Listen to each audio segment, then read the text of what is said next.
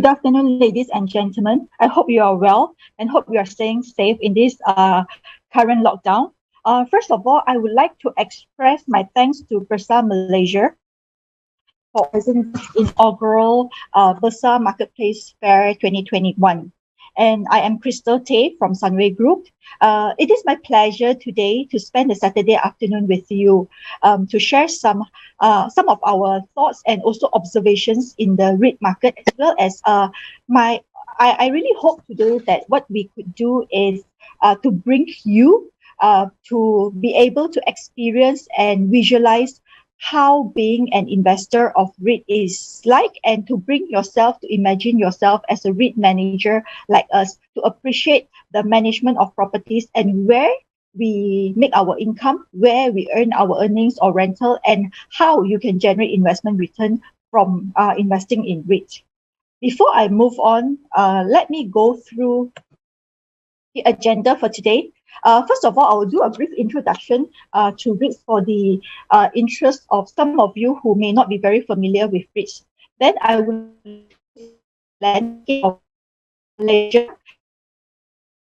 This part, we have prepared some observations, especially in the last 1.5 year amidst the COVID-19 pandemic, and how it has affected the performance of REITs in Malaysia. And moving on, we also would like to take this opportunity to share with you some of the key observations of new trends, especially during this new normal that we are living in. And we think that this new normal is going to stay for quite a while. So as business owners, we also need to evolve alongside with the new normal and innovate our business and adapt accordingly. And lastly, on the last part of the presentation, we would like to share the outlook. And generally, we think that we will be able to see rainbow again after the storm. So on the first part, introduction to REIT, we would like to take a few minutes here to share what is real estate investment trust. Although REIT has established more than 16 years ago, but I think many investors on street may not be truly familiar with the concept of REIT. And today I would like to take this opportunity to share with you the concept of REIT, and so that you'll be able to appreciate better how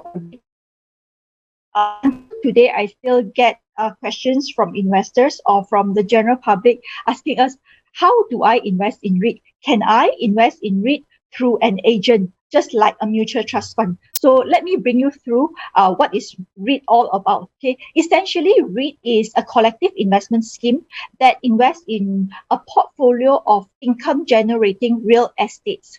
Assets, and with the objective to distribute regular income distribution to unit holders such as you for a regular income and as well as steady income stream.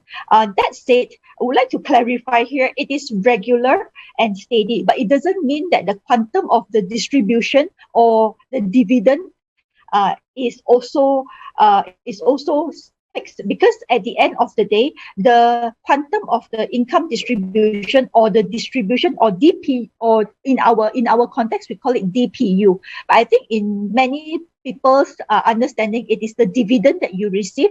It is actually tied to the performance of the business. Hence, there is a possibility of the dividend that you receive or the distribution may be higher or lower depending on the performance and depending on market situations. And basically, when you invest in a REIT, what do you get? You actually invest into an indirect access to a large real estate portfolio. And some of this portfolio, I would say it is actually a very, very special in the sense that we will be able to invest as individual, especially you and I, into portfolio of iconic assets. Imagine us owning iconic assets such as KLCC, Sunny Pyramid Mall, the Mid Valley Mega Mall, the Gardens, the Pavilion Mall. How many of us can actually afford, building and owning such real estates if not we invest through a REIT? And secondly, it is also professionally managed, and it is, in fact, REIT is a highly governed trust or highly governed securities by the trustee, where we have a trustee, which I will explain slightly later, a trustee that oversees the activities of the REIT manager in the best interest of unit holders, the stock exchange themselves, and also regulators such as Securities Commission of Malaysia. So it is actually a highly governed and regulated investment instrument that you are actually investing in. Thirdly, I think this is also a very unique features of investing in REIT is that it is tax transparent in the sense that if a REIT, in the case of all REITs in Malaysia, distribute at least 90% of our distributable income to unit holders, meaning whatever that we earn minus all the expenses, if we distribute 90% of them to unit holders or investors, the REIT at the company level is actually exempt from tax. However, as an individual investors like you and I, we will be subjected to a withholding tax of 10%. This is a typical REIT structure that you will see in most of our websites or annual report. The concept of REIT essentially, it is slightly different. Is a hybrid between equities and mutual funds. And in the case of REIT, where you invest, you will be holding a certain amount of units instead of shares, unlike when you invest in other listed codes. So in this case, it is similar to mutual funds where you get your investment in the form of units. And this investment which you invest in will invest and acquire in a portfolio of properties which will generate income, most of them mostly in the form of rental income. And from the rental income that we generate or we earn will be redistributed to you as dividend or distribution. And if you look at the structure itself, as mentioned earlier, we are governed by the trustee. The REIT is governed by the trustee, which is a body that is appointed to oversee the activities and governance of the REIT manager to ensure that all activities are undertaken in the best interest of the unit holders. And the REIT manager essentially is the corporate REIT manager, where we undertake the strategic portion of the business, i.e. in the acquisitions, in the refurbishment, which we normally call it the asset enhancement initiatives. And the day-to-day operations of the properties are managed by the property manager. In some instance, some of the REIT would have another level, which is known as sponsor. Sponsor in the layman term is essentially the parent. Most of the time, it's actually the parent company or the sponsor that fit or that will have a pipeline of assets to be injected into the REIT when the time is right. So the concept of REIT investment, I would like to bring you to visualize how a REIT will work in a very simplistic manner. Just imagine when you look at this diagram, it is similar to us when we acquire a property, for example, a condominium or a shop lot, where we list it or rent it out to a tenant and we get rental from our tenant. So in this case, as a REIT investor, when you invest in a REIT, the REIT will acquire and owns as well as manages a portfolio of commercial real estate, and most of the time they are of certain or certain sizes, or including iconic properties such as I mentioned earlier, the Petronas Twin Tower, the Pavilion Mall, the Sunway Pyramid Mall, Sunway Universities, like what you see here, as well as very large industrial properties as well. And with all these properties in the various subsectors that the REIT invests in, it will earn rental income as well as other income in other instances, such as your parking income and many other form of incomes. And with the collective income that the REIT earns, we will distribute income to the investors or unit holders in the form of distribution income or DPU. We call it, you will see dividend per unit when you look at our financial statement. So in this DPU, it is essentially your dividend that we will distribute on a periodic basis. So in this case, it depends on the mandate of the REIT itself. Most of the REITs in Malaysia distribute the income either on a semi-annual or on a quarterly basis. So you will be able to receive this distribution income as mentioned earlier. Hence, we always say it is steady and predictable because you know that every quarter you should be expecting certain amount of dividend or distribution which you will receive in your pockets. And then the other part of the upside or as well as downside potential that you may experience, just like any other investors that invest in equity market, is potential capital gains or loss that you may be succumbed to. It is actually the price movement, the ups and downs of the price movement. When you add the two together, this is where we talk about the potential total return as a REIT investor that you will earn when you invest in a REIT. So I think that this concept makes it very simple for you to appreciate how a REIT structure or how a REIT investment works. Moving on, why should we consider investing in a REIT? I think, first of all, it is a very simple way of investing, and it is also a low barrier to entry, especially in terms of entry cost, to invest in high quality real estate portfolio. As mentioned jokingly earlier, right? How many of us can afford to own the Petronas Twin Tower or to afford to own a Sunway Pyramid Mall or Sunway Resort Hotel, right? Not many of us. So in this case, this is an opportunity and also an investment instrument where we can have a certain share of investment and also income that they earn by investing in a REIT. So when we get our distribution or our DPU, essentially we are getting the rental sharing from the owners of these mega properties.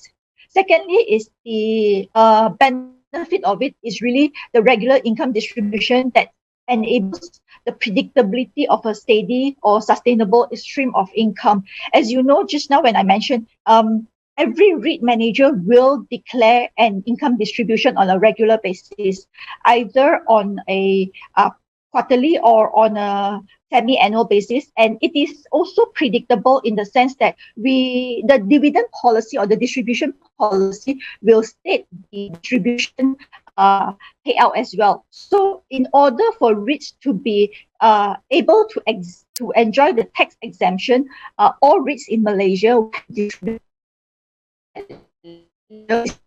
income to unit holders. So you have two levels of certainty here.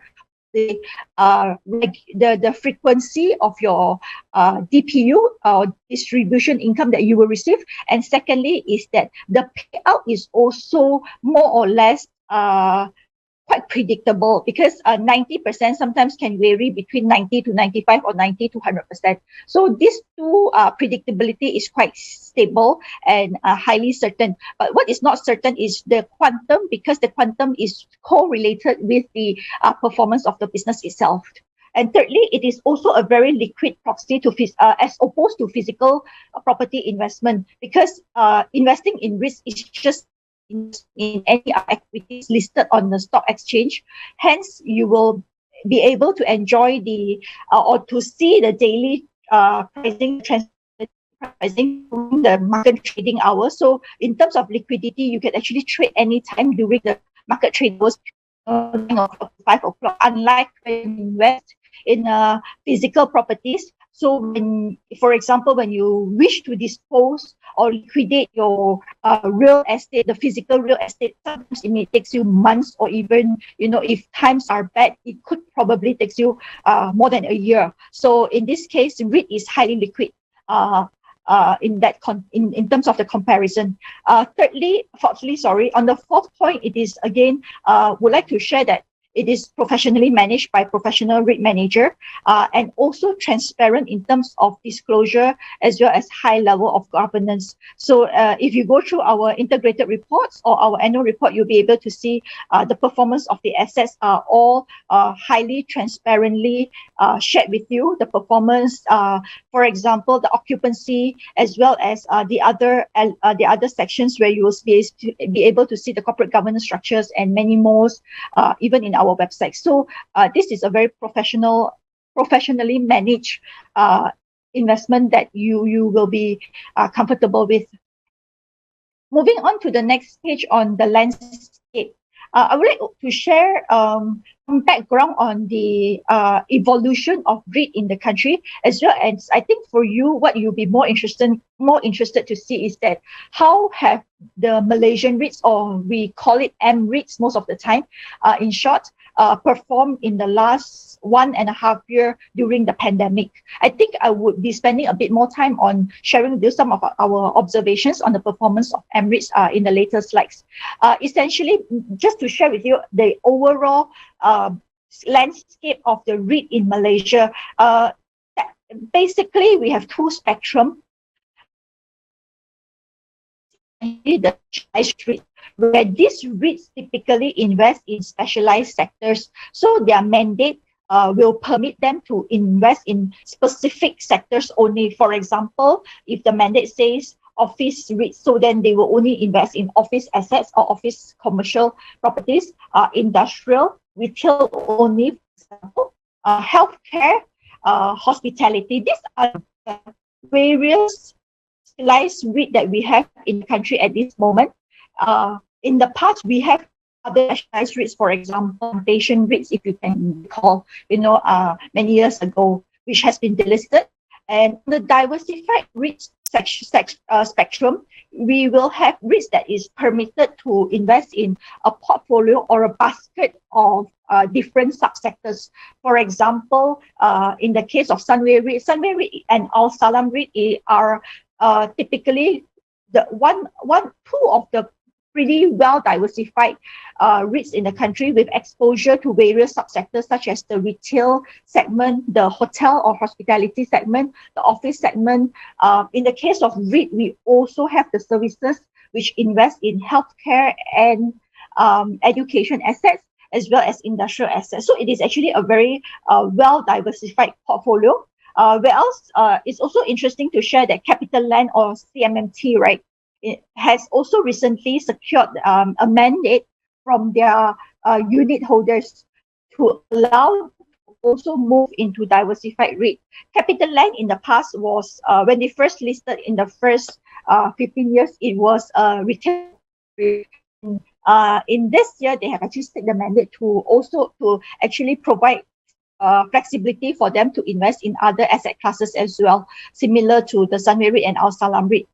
We also have a group of REITs in the country which are essentially diversified, but because by virtue of their exposure in certain segments which are relatively large, for example, then we call them the focus, diversified within a segment focus. For example, Pavilion is a diversified REIT within a retail focus, because bulk of their portfolio is actually invested in retail malls, with a small component of office assets which they have.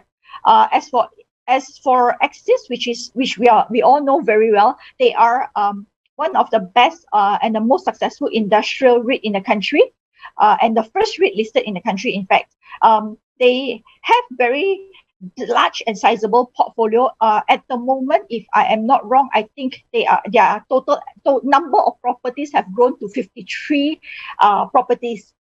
Since their listing in 2005, and primarily they are invested in industrial type of assets such as the logistic warehouses, manufacturing facilities, but with certain exposure to office as well. So they are known as the industrial focus, and of course the office focus. For example, KLCC is a staple REIT as well. They are invested in office portfolios, as well as small exposure in hotel as well.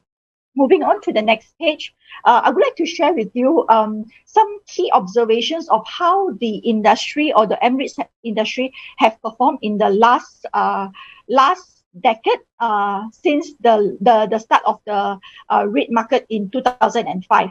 If you look at the bottom of the diagram, REIT was established in 2005. As at December 2005, the market cap stood at less than R1 billion. And at the end of December 2019, you can see that it has grown by leaps and bounds to 43.4 billion ringgit. And of course, since then, after that in January 2020, we start to experience the pandemic, which hit the global, which hit us globally towards the end of January. And since then till to date, as at 30th June, the market cap stood at 37.6 billion ringgit. It has actually lost about 9% in terms of the market cap since the COVID-19 pandemic. And if you look at the top portion of the chart, this is all the REITs that is listed. These are all the listed REITs in Malaysia, with a total of 17 REITs, with KLCC Staple Group being the largest, followed by IGB REIT and Sunway REIT. And it is a wide spectrum of sizable market cap to also some of the smallish REITs in the country, and across a diversified spectrum of property or asset classes or property subsectors. I think where you will be interested is looking at this chart. And if you look at this chart, what it tells us essentially is this is a total return chart. How it is computed is really from the dividend yield that we compute. Basically, what it is if you invest in FD, fixed deposits, usually you will look at your deposit return, right? Whereby where you talk about earning 3% or 4% or whatever in some other instruments. So in the case of REIT, the primary return that we usually look at, or the core return that we prioritize, is the dividend yield. So in this case, in the Malaysian context, historically, the average yield of the industry will range between the 5% averagely to as high as maybe 7% during the initial years. So this is typically the return that you should be expecting as an investor. And thereafter, just now I mentioned the capital gain and capital loss. This is the potential upside or potential downside of the unit price, meaning in the normal equity, it is the movement of your share price. So when we add the two together, that is the total return that we are talking about. So in this chart, we compute from the beginning of this year until June. In the last 6 months of the performance, the average return of MREITs is around 5%. And what it tells you in this chart as well is that the majority of the return, right, or averagely, actually, the price have been pretty stable. On average, of course, we see the ups and downs in the price, which is shown in the red bar. And you see that it's also interesting to observe that certain segments are actually suffered or are actually adversely impacted by the current COVID-19 pandemic.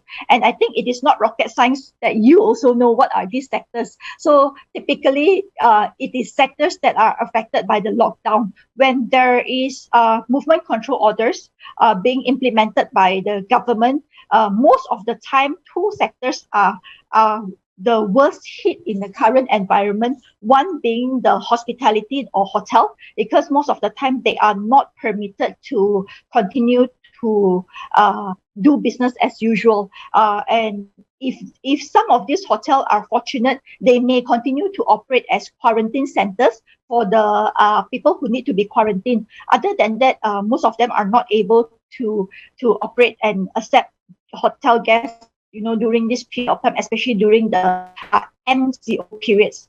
Like in the context of retail malls, retail mall over the last 1.5 years have also gone through several phases of movement controls from the MCO, FMCO, or even now this MCO, where only the essential services are allowed to open. So the rest of the time are able to do business as usual. So that explains why those REITs with heavier exposure to retail segment as well as to the hotel segment are badly affected during the 1.5 years. Whereas if you look at the left side, right, the sectors which are relatively less impacted are office, because most of the office tenants are still able to operate with their employees practicing working from home arrangements. So it is, although not business as usual, but it is, they are still able, many of the business are still able to operate, unlike the hotels. Secondly, for the, if we talk about the rising star during this period, is definitely the industrial logistic warehouses players such as the Atrium REIT, Axis REIT, because they are actually enjoying, they are enjoying another phase of growth, whereby later we will be discussing on the trends where the growth of e-commerce, for example, typically lead to higher demand for industrial type of assets. We will discuss that later in the later slides. Okay, this again, I would like to show you a landscape or some observations of the typical performance, historical performance of REIT in the past. The blue line shows the distribution yield, which I shared with you earlier. In the last 5 years or so, it ranges between the 5% to 6%. During the earlier part of the cycle where REIT were, maybe if you recall, in the 2010 or 2010, 2040, some REITs were generating as high as 7, if not close to 8% return. So depending on the time frame, but in the last couple of years, it has been hovering between the 5% to 6%. Actually, the REIT line is the one that shows the capital gains, meaning the unit price movement, which you see in 2016. The average price movement was around 8.8%. So if you are an investor of REIT in 2016, your total return for the year is average around 15%. And moving on to 2017, the average return is about 18%.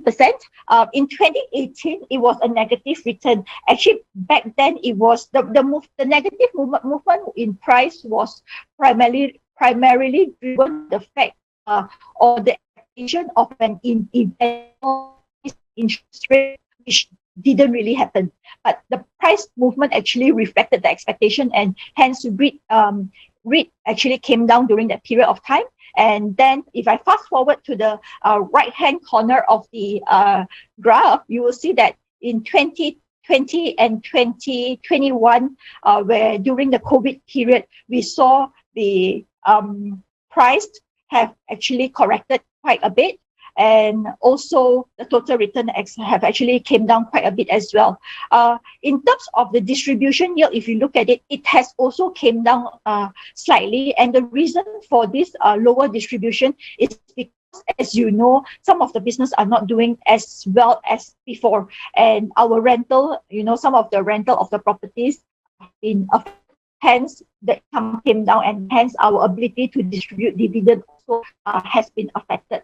But if I may bring you to the next slide, which is the next graph, which is interesting, and what message does it also tell us is that, in my opinion, if we look at the period between essentially the COVID period, which I used between the beginning of January 2020 all the way to current situation, see that the total returns of some of the REITs in the country, including very iconic REITs, very large, sizable REITs, which are well invested by foreign investors, have actually corrected quite sharply. And if I may use the term, it has also been corrected quite substantially. So what it's telling us is that I think the total return or the performance being the return are all the that we have been in, and also it is also being discounted. If I may show you that investors are investing at a lower level. And if you believe that, I will share some of our outlook later. If you believe that some of these sectors or some of these very high quality REITs will eventually recur, to pre-COVID level, be it in the next 1 year, 2 years, 3 years, then it is also means that an opportunity for you to really consider, REIT as an investment in your portfolio as well. So on the last observation, which is it is a bit technical, but I think in terms of for investors like you, sometimes when you look at other counters or other stocks in the market, we will look at PE valuations, for example.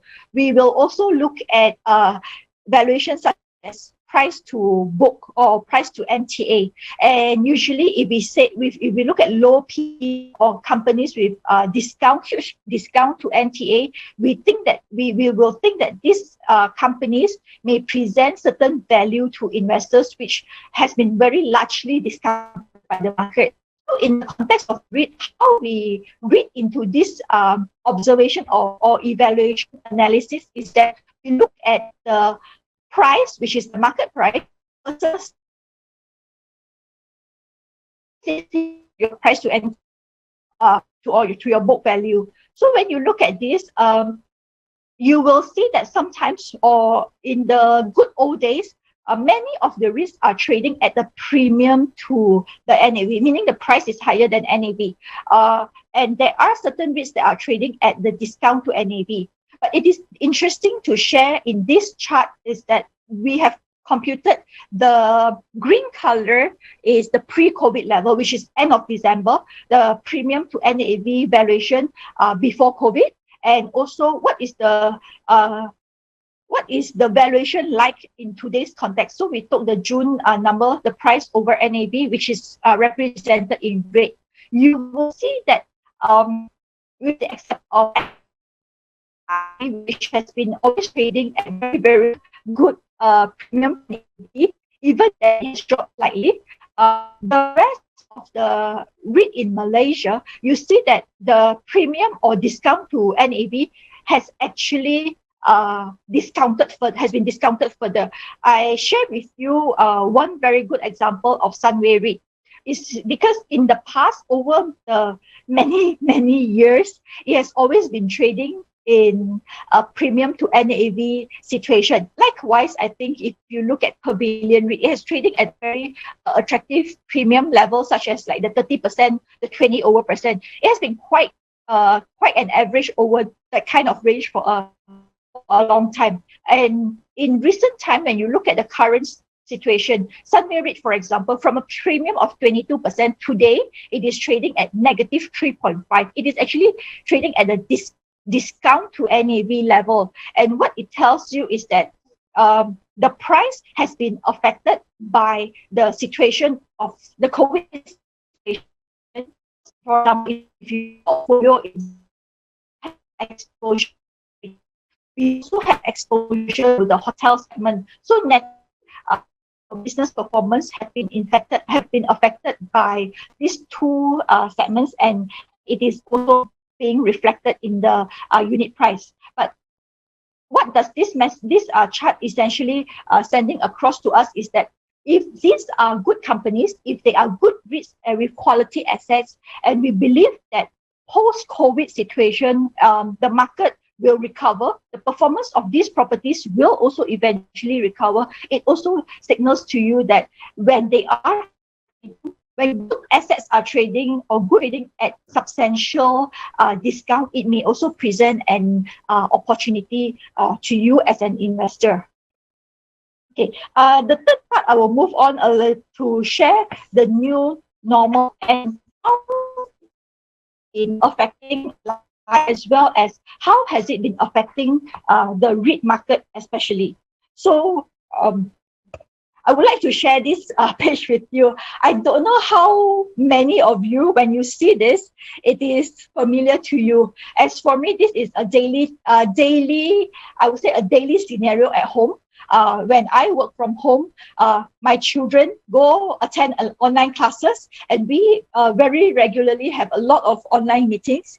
And from time to time when we're free, Shopee is our best friend nowadays. And the most frequent visitors when during lockdown, when our family members, friends cannot visit us, the people who visited us the most are the DHL, the Post Laju, and also Mr. Grab. So this has become a new norm to us, and this is also being embedded into our life. And I think I would say that this new trend will not disappear overnight, assuming hypothetically at the end, when the COVID pandemic subsides. Does this mean that this trend will disappear as well? We think that it will not, because we are slowly getting, or very quickly for some of us, getting used to the new norm, and we believe that the new norm is here to stay. And when you expect, as business owners, when we expect the new norm is here to stay, naturally, we will also have to adapt to the new norm. And if you look at business environment in general, I think it is very interesting in the last 1.5 years, how business owners have been able to very quickly adapt, innovate, and also accelerate their digital adaptation, even to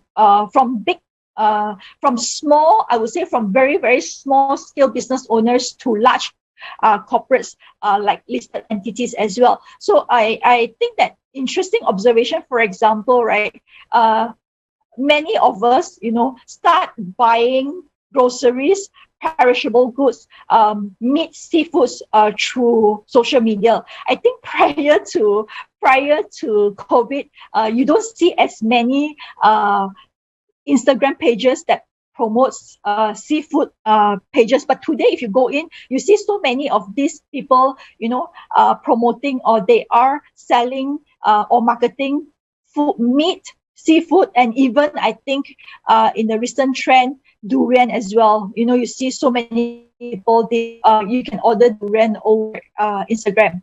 And in the other businesses, on the bigger scale type of businesses, for example, in the context of REIT, including in the context of property developer, for example, during periods of lockdown where we cannot meet customers, it doesn't mean that our business stop. And when our business stop, what happens is that we will not have the capacity or ability to pay you dividend or distribution anymore. You have to think out of the box. And in the last 2.5 years, we see more and more companies or REIT, even property developers coming out with virtual property viewing, which is quite realistic if you go into some of the websites. World property leasing, whereby our leasing colleagues actually market their products through a virtual platform as well. In fact, it is also interesting to see that even on the healthcare side, hospitals are moving into teleconsultation and virtual consultation, whereby some of us may not, for some of our regular checkups, or for very minimal illnesses, for example, fever, we may not feel comfortable to walk into a hospital at this juncture because of the COVID situation. You can actually now make an appointment virtually, and meet your physicians virtually for a basic consultation. So even hospitals have also innovated to that level. And during the lockdown period, what happens to tenants who cannot operate? So some of these tenants also have started services whereby you can go to their website and chat with them. Or I think many of us are also familiar with some of our sales assistants, which used to be in the mall, for example, let's say in Sunway Pyramid where I work. Then some of the tenants whom we usually shop at, right, we will communicate with the sales assistants via WhatsApps, and they became the personal shopper to us, and we can still arrange for purchases in a different way during the closure of the shops itself, of the physical shops. As for hotels, they are also thinking out of the box, and you get to high quality hotel food, which usually in the past we would have to dine in. Of course, dining in has the ambiance as well for dining in a hotel. But in today's context, in the absence of the luxury to dine in hotels, we still have the luxury to have hotel quality food delivered and sent to us. I think you see a lot of that in the social media as well. And a shopping mall, in addition to the usual food delivery services that we have, for example, our Foodpanda, our Grab, some of the shopping mall owners also have their own initiatives whereby you can order and collect by driving through, just like McDonald's. So several shopping malls have also started that services where you can still enjoy the food by picking up through a drive-through. And here, when we look at the REIT in general, the REIT context, I think before COVID, some of us or many of you investors could be asking us about oversupply situation. You ask about disruptions, how does disruptions or e-commerce will affect our business? And today, we also have another new element as the COVID factor. So with all this, in fact, it is not new to us, and we know for a fact that REITs will need to evolve and need to innovate to embrace the new emerging trends. If we stay where we are, just like how we used to do business 10 years ago, we know that we will be struggling. So if you look at over in the next few pages, we would like to share with you, right, some of the trends, emerging trends, and how REITs can actually embrace these new emerging trends, bring it to customers, bring it to our guests, and you will continue to come and patronize our malls. Or it could be new business model a mall can venture into. So a mall in the future may not be exactly the same as a retail mall, say 10 years ago. And in the past, a lot of times when we talk about innovations or refreshment of tenancies, where you change tenancy from time to time, you bring in new brands, you bring in new tenants into the shop to refresh the appeal of the shopping mall. But in today's context, I think we are looking beyond that. And some of the examples that I would like to share with you here, it's already happening either in Malaysia or in a global context. So, for example, to ensure that, with the growth of e-commerce and online, and increasingly many of us, has this habit of shopping online, and I don't know, maybe Shopee becomes our best friend, or Lazada or Zalora. For a mall to remain relevant and for you to continue to patronize a mall, we must make sure that there is attraction and there's reason for you to continue coming to visit the mall. I mean, of course, not during the EMCO period, but we are looking beyond that.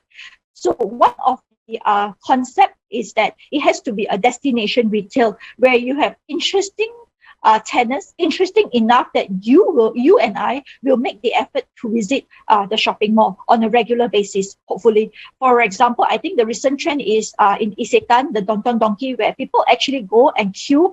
I was told before the lockdown, you may need to queue as long as 1 hour before you get in. And because of the varieties and the attractiveness of Don Don Donki there, you probably spend another few hours in the mall. And then thereafter, you will do other things like dining and etc. in the mall. So this is one type of tenants.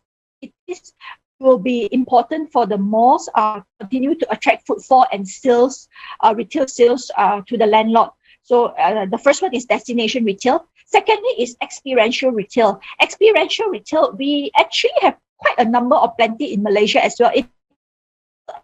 I would say in Malaysian context, it is still the infancy stage and has got room for growth or to be more innovative or creative. For example, if you notice in Innisfree, you have your VR, the virtual reality screen where you can cycle alongside with your favorite K-pop, being BTS or any other K-pop. So those are some of them.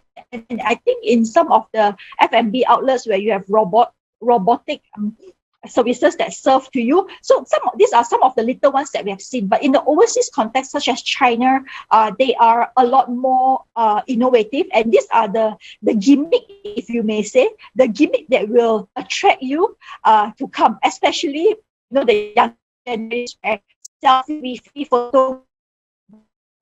So it's also very important because we need to share the latest trend of what we know, what Instagram is.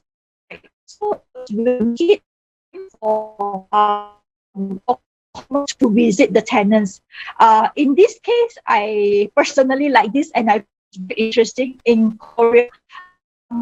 Conducting is actually as is a fashion retail that sell market fashion, cosmetics, and a little cafe. How they have and this residential retail into a tourist destination as well, which is very successful. Is the whole concept store has been converted into a hotel alike, and it is pink. So females like me, we like flamingos, we like pink, we like unicorns. So it becomes an instant attraction that we would want to go there and check it out and take photos. So, and they have also very intelligently put in the attractions like everything is pink, the tops, and then and it is highly as well. So this is experiential retail that if they are successfully done, it can also becomes a destination retail as well as what do you call it, tourist attraction.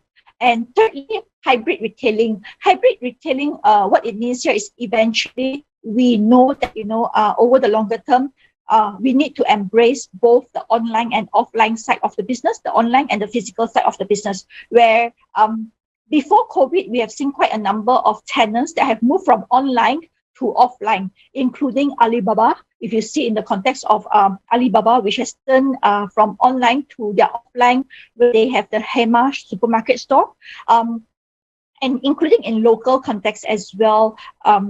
We have also seen several tenants such as Christy Ng, who specializes in shoes, for example. They have also turned from online to offline. But over time, we feel that with our recent experience in the 1.5 years, the physical mall owners such as REIT also will eventually consider a hybrid model whereby an online platform is also necessary for us to provide an additional or an alternative trading platform for our tenants. So it is a facilitation type of services with last mile delivery possibly, where you as a tenant may choose to shop at the mall. If you do need to carry your shopping bags, we can actually, you imagine after purchasing your product online, after purchasing your product at the mall, or at the mall, if you could not find certain range on design, you can go to the online form and settle your bill at the mall, and before you reach home, the next thing you know that the last mile delivery could have or would have sent your product to your home. So these are the future retail trend that we think that it will happen over the next few years, in order for REIT to embrace on the new trends, as well as how do we compete or work alongside with disruptors or e-commerce business. The next one is retail, with more and more shopping malls in the country. As you know, shopping or retail mall will not only be sufficient if they maintain the kind of tenancy in the past. So where they need to innovate is also bringing other elements which online, you cannot feel it online shopping, for example, experiential, entertaining, education as well. So where we see that evolution of more different types of retail come into the picture over time. And I think we have seen some of this, like for example, wall climbing, District 21, and many others. One of the latest trend is on cloud kitchen, whereby it is the concept of a combination of family outlets where how does this work if you wonder where not need to come to the mall to collect the food for the food delivery. Instead, they go to the cloud kitchen. Secondly is, imagine a F&B tenant where they can free up their kitchen space, and then the kitchen space turn into a dining space, and where we can sit down and dine. That probably will bring them more revenue by having more space for customers to dine in. So some of these are possible for F&B tenants to consider over the longer term.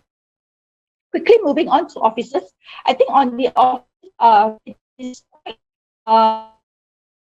with work home experience that we had in the last 1.5 years, where we see the office segment moving into, is that I think green and MSC status, high spec buildings are essential, because more and more of us are moving into virtual meetings, and I think connectivity bandwidth becomes a necessity instead of luxury. Beyond that, with office segments, you may be thinking, oh, some of these offices may eventually opt for a flexible working arrangement whereby they allow some of their staff or employees to work from home. That is possible over the longer term. So where we see it, the office segment may evolve is that where more and more may consider going into co-working and communal living, where it is co-living spaces. And we already see that in Singapore, for example. In this photo, it is the Funan Center, whereby this integrated development consists of shopping, retail, a very large co-working operator, as well as a co-living operator, all in one. And this type of concept is good, because the co-working space whereby the population will become a natural fit of retail food to the retail mall, because you will need to dine in the shopping mall as well. And moving on, the workspace as well. I think workspace is in workspace, unlike our previous type of cubicle or rooms. I think post-COVID situations, employers will start rethinking about the workspace requirement and thinking to or longer-term new normal. We may need to have distancing or hence of this design for our tenants. Of course, in some context, with more innovative kind of office tenant space, which can be utilized, is having leisure and recreational facilities. In this case, in this example, this building even have a football field at the rooftop, and also collaborative spaces for functions, events, where tenants can join at the facilities space.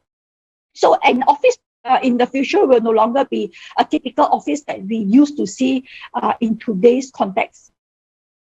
Very quickly, moving on to the hotel segment. Hotel segment during this lull period, I think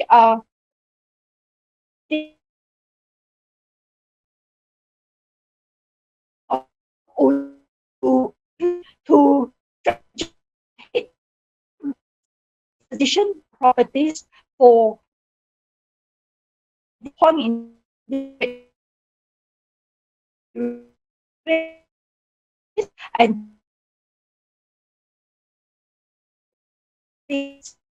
and then the new generation of consumers or guests arising from our lifestyle changes, and also changes of the newer.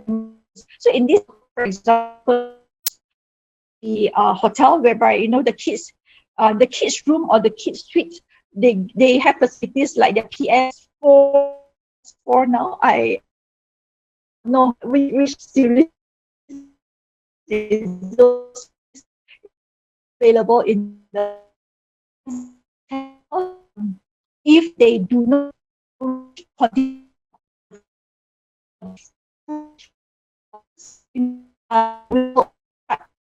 reading, and some have decided to go on.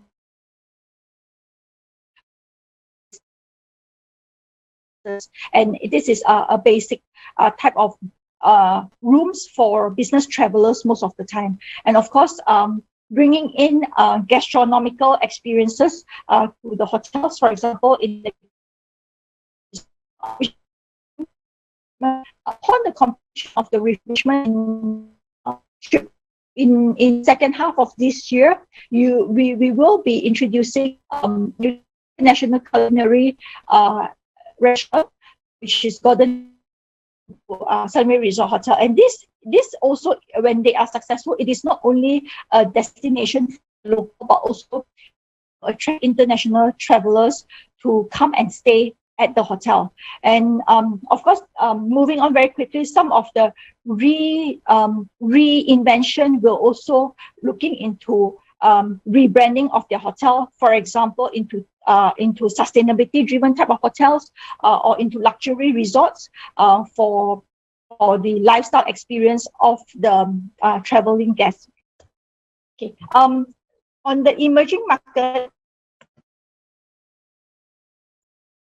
so for the emerging market, I think the e-commerce and also with digitalization and the move was higher and higher digitalization amongst many of us, not only in businesses but in our daily life. These are some of the emerging for the other sectors. For example, looking to build to suit for tenants. The rise of demand for logistic warehouses, integrated warehouses, also with the growing global mega of inflation, for higher quality of education as well as higher quality will also lead to higher demand of healthcare services, education institutions, and all this actually provide an avenue or opportunities for of course the data centers and student accommodations as well in the future. I would quickly move on to the last part of it. Rainbow comes after the storm. As we have gone through the storm over the last 1.5 years, in the interest of time, I will very quickly go through the short-term, the summary. We will share with you so you can actually go through the details of it in your leisure time. But essentially, I think retail in the short form, it is going to remain very challenging. Medium to longer term, we think that with the herd immunity, eventually retail segment will recover pretty strongly, which we have seen in a short period of windows last year during the RMCO period because of revenge spending.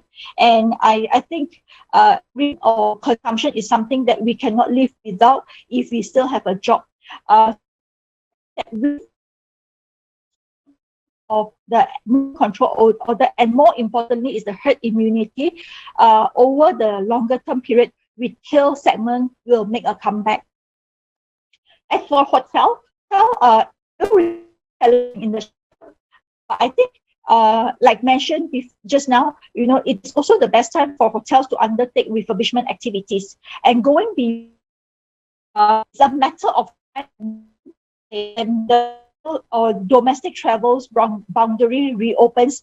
Many of us who have been stuck for many months would be looking for opportunities for our Cuti Malaysia whilst we are still locked down from not able to travel overseas. And for the overseas money that has, people who have gone overseas to your Hokkaido, Switzerland, or Santorini in the past, where you're still being locked down here, when our interstate reopens, you will probably still travel within Malaysia, Cuti Malaysia, and this will benefit, the tourism, the hotel sector in the country, because instead of flowing out to your Hokkaido, it is now being spent locally in Malaysia. Of course, on the longer term, we think that the resurgence of international traveling for both business and leisure is expected to resume one day. It cannot stay here forever to perpetuity. So with that, over the longer term, the sector will recover definitely, albeit at a gradual pace. And office, I have just shared with you earlier. So working from home may eventually cause a little bit shift in the demand mechanics, but the landlord will also have to innovate in terms of their offerings. Lastly, here on the industry and services, this is the sunrise industry where we call it, rising on global mega trend, and also on the boom of e-commerce, logistics centers, data centers are all in the sunrise industries. they will continue to be in demand. So with that, with very little time, I apologize. I would like to open the line for Q&A. You have any question for us? Okay, I see the questions. I think essentially, if I may group some of the questions together, right? On the retail side, okay, this is an interesting question which I would like to share. It says that retail REIT is badly affected during MCO or EMCO, where most stores in the malls are not allowed to be fully open, still in view of low DPU? This is a very interesting question, and I would like to address this question to share with the rest of the audience as well. If you are very right to say that, at this moment, our income has been affected, and the rental has also been affected by virtue of the loss of income from our tenants. But I would like to bring you to this question and fast forward. Imagine, we bring ourselves to imagine eventual opening of or the end of EMCO. Yes, you are right to say that it may not be this month, it may not be next month, but fast forward to bring us 1 year down the road, where more and more of us are vaccinated, and the economy cannot be closed for a prolonged period because it is very detrimental to the social and economic side of the country as well. So with that, if you are a longer term investor and you are able to have a certain holding period, I would think that this is probably one of the best time to start considering looking at some of the well-managed retail-centric REITs, because like some of the shopping malls in the country are really iconic, and they are just a handful of them who used to do very, very well in the past, in a way untouchable. We have never seen occupancy dropping or income dropping for some of these malls. So ask ourselves, if when things recover, say 1 year down the road, do you think these malls or the performance will improve as well? If the answer is yes, they will recover, and they may recover quite strongly as well. And then that is the answer for us, because if we hold the view that they will recover, it means that our DPU will also eventually recover. So it's a matter of time, and it's a matter of your investment horizon, how long you can hold on. And although I'm a crystal, but I'm not a crystal ball, so I will not be able to share like exactly where you can time the market so perfectly that you are investing at the rock bottom of the cycle, or you are investing on the last day of EMCO. It's not possible. So where we can suggest is that start monitoring, start looking at some of the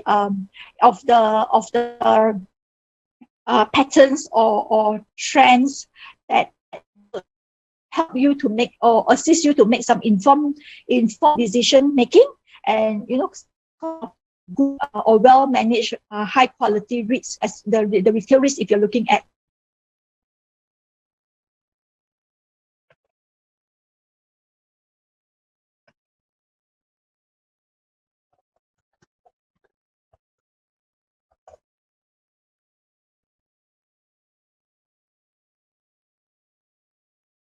So if I apologize for the time.